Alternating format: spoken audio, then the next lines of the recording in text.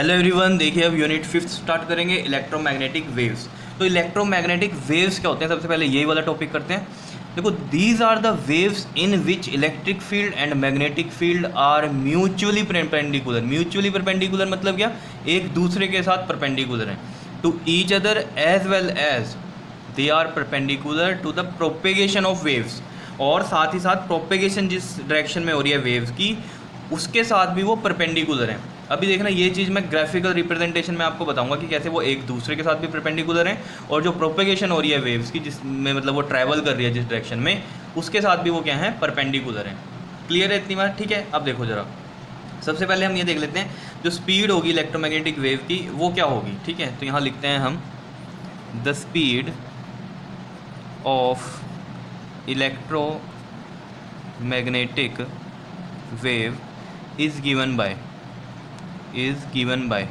तो देखो, यहाँ पर हम बात करेंगे स्पेस के लिए। पहले तो देखो, वैसे तो इलेक्ट्रोमैग्नेटिक वेव्स हर जगह ट्रैवल करती हैं, स्पेस में भी करते हैं, मतलब इसको कोई रिक्वायरमेंट नहीं होती किसी मटेरियल मीडियम की पर्टिकुलर, ये कहीं भी ट्रैवल करती है। ठीक है, तो मैं यहाँ पर्टिकुलर स्पेस की बात करूँगा। स्पेस में बताते हैं कि कितनी आपके पास स्पीड आती है इलेक्ट्रोमैग्नेटिक वेव की। ठीक है, तो देखो, स्पीड के लिए जो फॉर्मूला होता है इसमें, ये होता है 1/में में, अगर स्पेस की बात कर रहे हैं, फ्री स्पेस होता है जो हमारा, ठीक है ना, तो उसके लिए अगर हम बात कर रहे हैं तो म्यू नॉट और एप्सिलॉन नॉट होगा। और देखो, अगर किसी मीडियम के लिए बात हो रही है तो ये म्यू नॉट की जगह यहाँ पर क्या आ जाएगा, mu m and epsilon m आ जाएगा, जहाँ जैसे यहाँ पर एप्सिलॉन नॉट और म्यू नॉट था। ठीक है, तो किसी मीडियम के लिए होगा तो इनकी पर्टिकुलर कोई ना कोई वैल्यू आपको दी होगी। ठीक है, बात कर लेते हैं हम फ्री स्पेस की। फ्री स्पेस में हमें पता है जो म्यू नॉट होता है, म्यू नॉट की जो वैल्यू होती है ये होती है आपके पास 4 × में 10⁻⁷, और एप्सिलॉन नॉट की वैल्यू भी पता है आपको कितनी होती है, 8.857। फर्स्ट यूनिट में बहुत बार यूज़ हुई थी ये वैल्यू, 10⁻⁻12। क्लियर है इतनी बार? ठीक है, अब देखो v में जब हम ये वैल्यूज़ यहाँ पुट करेंगे v के फॉर्मूले में, ठीक है, ये आ जाएगा आपके पास 4 × में 10⁻⁷, और इंटू में ये आ जाएगा 8.857 × में 10⁻⁻12। ठीक है, पूरे की जो वैल्यू आएगी सोल्व करके, तो ये आएगी 3 × 10⁸ मीटर/सेकेंड, जो कि होती है आपके पास क्या, speed of electromagnetic waves in free space की बात करते हैं अगर। ठीक है, और यही आपके पास स्पीड ऑफ लाइट भी होती है वैक्यूम के अंदर भी। क्लियर है ना इतनी बात? ठीक है, फ्री स्पेस या वैक्यूम। ठीक, अब देखो, ये तो बता दिया मैंने पहले ही आंसर, अब इसको सोल्व नहीं करना, लेकिन आपको अगर सेटिस्फाई होना है कि यही आंसर आएगा, तो मैं आपको बता रहा हूँ कि किस तरीके से आप इसको मल्टीप्लाई करो। चलो मैं एक बार आपको ये क्लियर कर भी देता हूँ कि कैसे मल्टीप्लाई करनी है। देखो, जैसे मैंने आपको बताया अभी कि 1/ में ये है अंडर रूट में 4, और ये 3.14 हो जाएगा पाई, और ये हो जाएगा 8.857, और ये 10 की पावर कितना बन जाएगा, -19 बन जाएगा, -7 और -12। ठीक है, 1/ में फिर अगेन 3.144 और 8.857 को जब आप मल्टीप्लाई करोगे तो ये बनेगा 111.156 और इंटू में 10 की पावर -19। ठीक है, अब हम क्या करना चाहते हैं यहाँ पर, जैसे मैंने आपको बताया, -16 लेकर आएंगे। क्यों लेकर आएंगे? क्योंकि मुझे 10 की पावर 8 बनानी है। ठीक है, देखो कैसे, समझते जाओ। यहाँ -16 चाहिए हमें, तो हम क्या करेंगे, देखो ये है ना, जैसे मैं यहाँ पर आपको बताता हूँ, 10 की पावर -19 है। ठीक है, तो अगर इसमें मैं इस तरीके से लिख लूँ 10 की पावर -16 इंटू में 10 की पावर -3, तो ये 10 की पावर -3 मैं नीचे लेके जाऊँ, 10 की पावर -16 ऊपर और 10 की पावर -3 नीचे आ गया।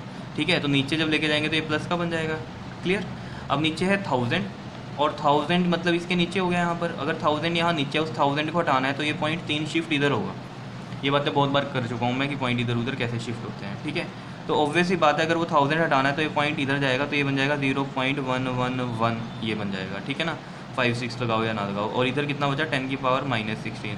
अब देखो 10 की पावर -16 को मैं ऐसे लिख सकता हूँ, 10 की पावर -8 और ये 2, और इसका है स्क्वायर रूट, तो स्क्वायर रूट से ये कट जाएगा, 10 की पावर -8 बचा इधर। समझ पा रहे हो?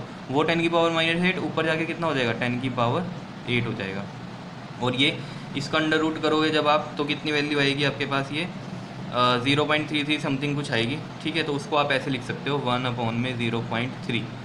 समझ रहे हो ये वाली वैल्यू को, 1/ में अंडर रूट में 0.1111 है ना ये, तो इसको रूट में जो वैल्यू आएगी वो 0.33 कुछ आएगी, मैंने 0.3 लिख दिया। अब ये पॉइंट उठाएंगे तो 10 ऊपर जाएगा, और 3 को इससे आप डिवाइड करोगे तो 3 पॉइंट समथिंग ही बनेगा। तो वो देख लो 3 इंटू अप्रॉक्सीमेट करें अगर हम तो 3 ले लिया हमने, 3 इंटू 10⁸ यही सब बनने वाला है, ठीक है। तो लेकिन इतना ज़्यादा डिटेल्ड में आप लोग को करना नहीं है पेपर में, बस आपको ये रखना है कि ये वैल्यूज़ हैं और यहाँ पुट की और ये डायरेक्ट ये आंसर होगा इसका, ठीक है।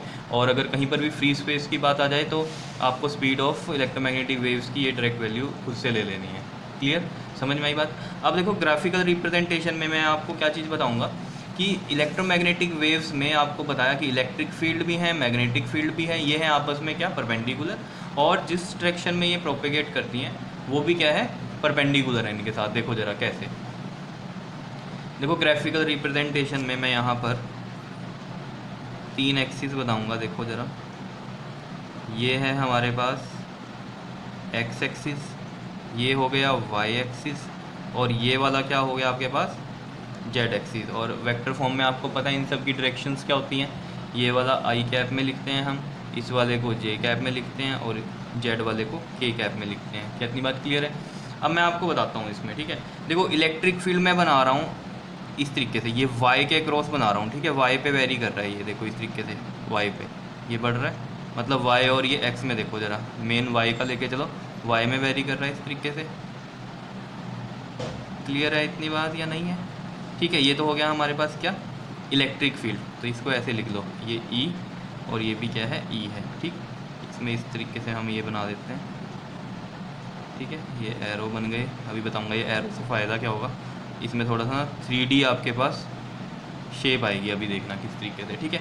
ये तो हो गया इलेक्ट्रिक फील्ड। अब मैं मैग्नेटिक फील्ड बनाना चाहता हूँ जेड के अलाउं, ठीक है। जेड कैसे ऐसे लेटा हुआ है, मैं अभी आपको बताता हूँ ये किस तरीके से है, ठीक है। पहले बना देता हूँ ये वेव जेड और ये एक्स के बीच में, मेन ये जेड है, जेड के साथ वेरी करेगा। तो ये देखना ज़रा आप, ये मैं इस तरीके से बना रहा हूँ, ठीक है। क्लियर है इतनी बात या नहीं। ये हो गया आपके पास, ये हो गया और ये हो गया, ठीक है।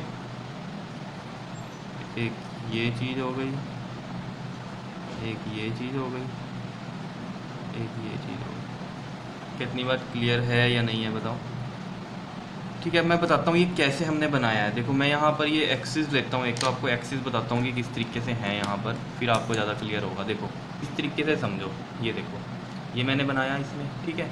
ये देखो ये वाला हो गया हमारे पास एक्स, ये वाला हो गया वाई और ये वाला हो गया जेड।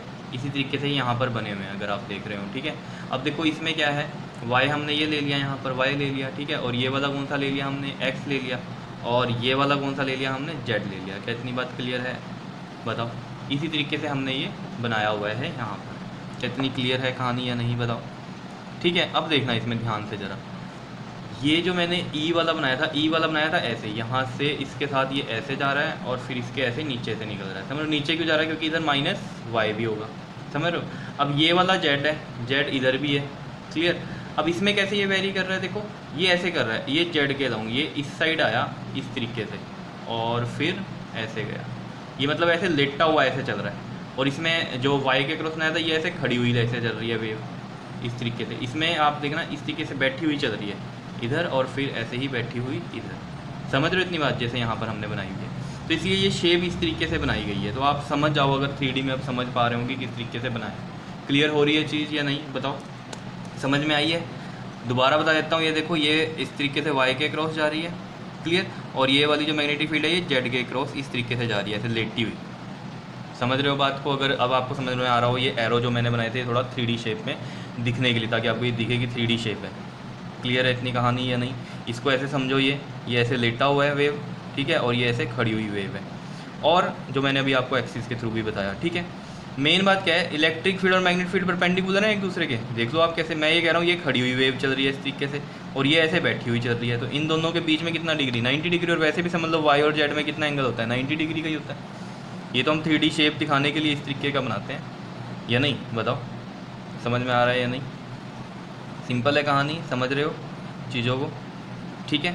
अब देखो प्रोपेगेशन के साथ भी ये परपेंडिकुलर है। देखो ये इलेक्ट्रिक फील्ड भी इधर ही चल रहा है एक्स के अलाउंग, और मैग्नेटिक फील्ड भी एक्स के अलाउंग ही चल रहा है। तो ई और बी, मतलब ये ई और बी जो है मैग्नेटिक फील्ड, ये तो आपस में, इलेक्ट्रिक फील्ड और मैग्नेटिक फील्ड ये तो आपस में क्या है, परपेंडिकुलर ही हैं। साथ में इनकी जो प्रोपेगेशन हो रही है, इन दोनों की प्रोपेगेशन हो रही है वो भी क्या है, इनके साथ परपेंडिकुलर है। क्यों, इलेक्ट्रिक फील्ड अगर मान लो आप ये वाई में चल रहा है और ये मैग्नेटिक फील्ड जेड में चल रहा है, तो प्रोपेगेशन कहाँ हो रही है, एक्स के लॉन्ग हो रही है, और एक्स वाई जेड आपस में परपेंडिकुलर है।